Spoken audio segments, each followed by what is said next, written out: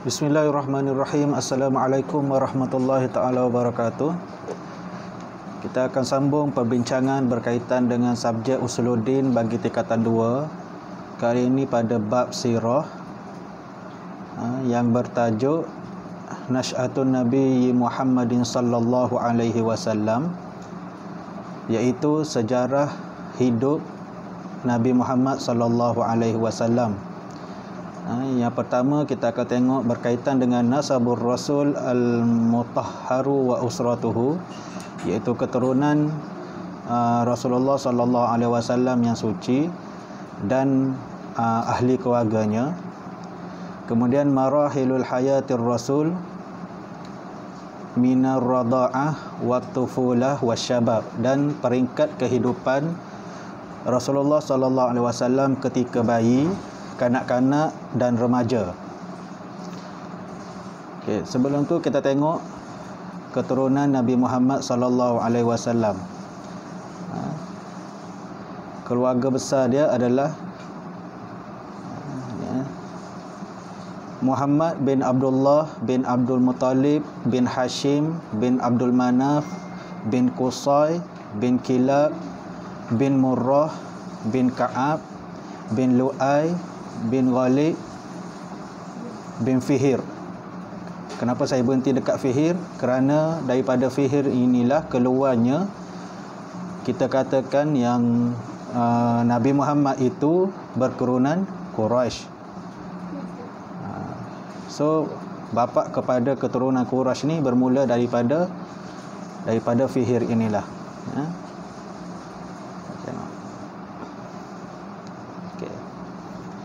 Kemudian kita tengok pula daripada sudut marahilul hayah, iaitu sejarah kehidupan Nabi daripada bayi.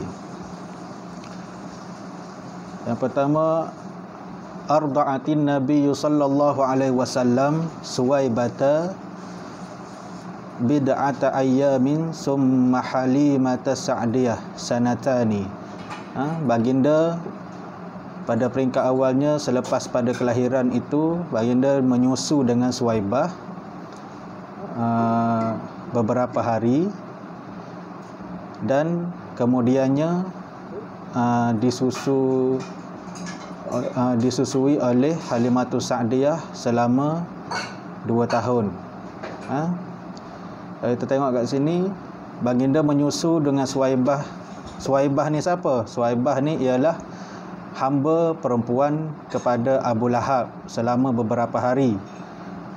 Lepas tu Rasulullah ni diambil oleh ibu susu yang baru, iaitu Halimatus Sa'diyah, seorang ibu susuan daripada Bani Sa'ad, sehinggalah umur baginda mencapai 2 tahun. Pada awalnya Halimatus Sa'diyah ni dia pergi daripada perkampungan Bani Sa'ad tu, pergi nak mencari bayi yang dia nak susukan di kota Mekah. Dalam perjalanan dia nak pergi tu, dia naik seekor unta yang kecil je, kurus dan tak bermaya. Dalam perjalanan dia nak pergi ke kota Mekah tu. Dan bila sampainya di kota Mekah, dia cari bayi yang dia nak susukan, tak jumpa. Sehinggalah dia pergi ke rumah Aminah. Pada masa tersebut, Aminah ni dia cakap dengan Halimatus Sa'diyah, dia kata dia tak boleh nak bagi upah yang tinggi. Pada awalnya Halimah menolak, ataupun dia tak nak lah, dia tak nak, macam nak tolak lah Nabi Muhammad ni kan, tak nak terima.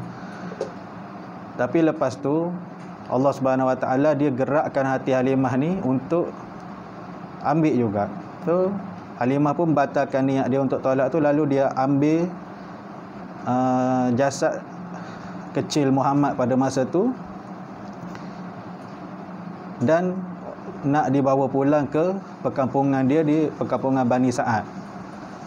Kalau tadi dalam perjalanan nak pergi ke Mekah, sebelum datang ni unta dia paling belakang sekali, lambat sekali sampai. Tapi bila adanya jasad Nabi Muhammad sallallahu alaihi wasallam di pangkuan dia, masa perjalanan nak balik ke perkampungan dia tu, masa tu unta dia jadi laju, gagah dan bersemangat, dan mengalahkan unta-unta lain sampai ke kampung Bani Sa'ad tu. Hebatnya Rasulullah sallallahu alaihi wasallam ni bermula daripada zaman dia baby lagi.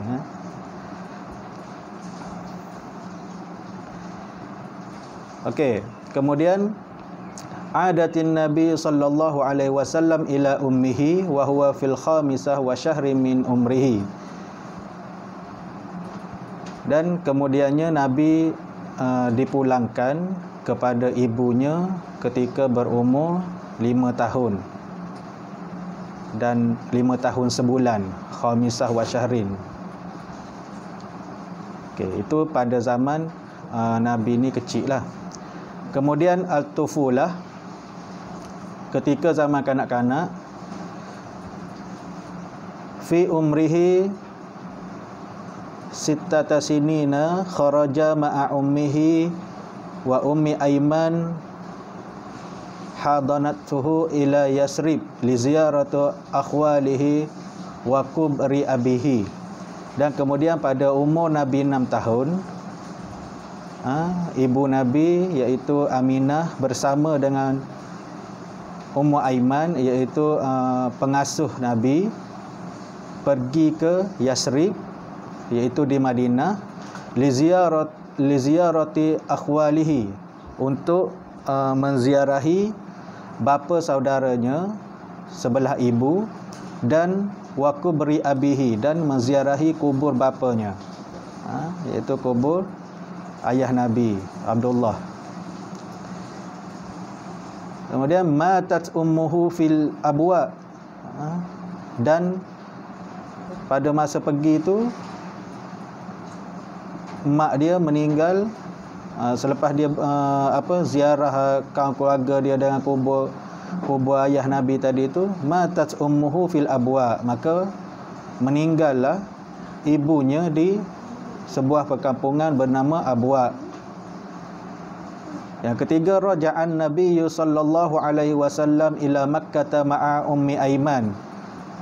Selepas tu dikebumikan mak dia di Abwa tu, raja'an Nabi, baliklah Nabi ke Mekah semula bersama dengan ummi Aiman.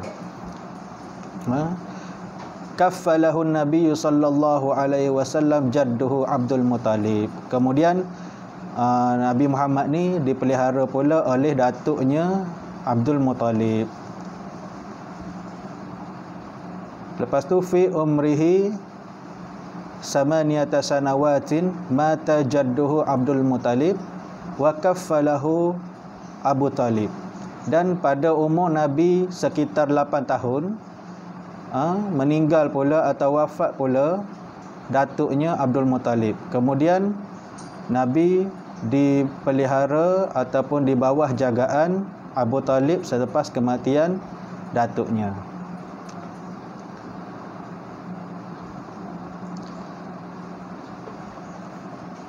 Okey, fi syabab, ketika remaja, syababun Nabi sallallahu alaihi wasallam badi'an ba'idan an akzaril jahiliyah.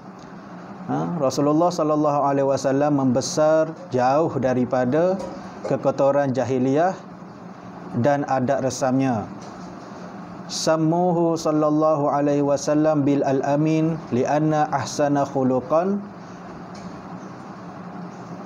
asdaqa hadisan a'zama amanatan.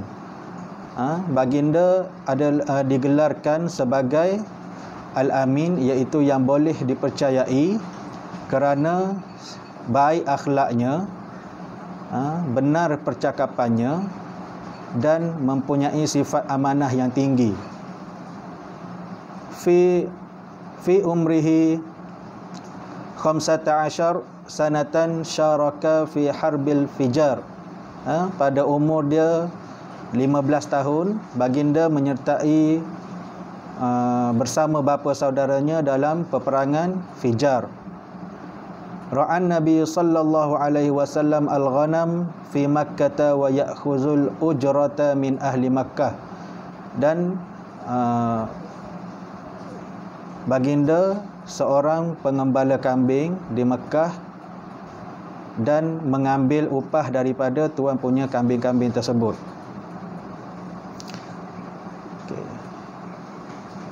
Itulah apa yang terkandung di dalam pelajaran kedua berkaitan dengan sejarah hidup Nabi. Sedikit daripada saya. Wallahu a'lam bisawab. Assalamualaikum warahmatullahi wabarakatuh.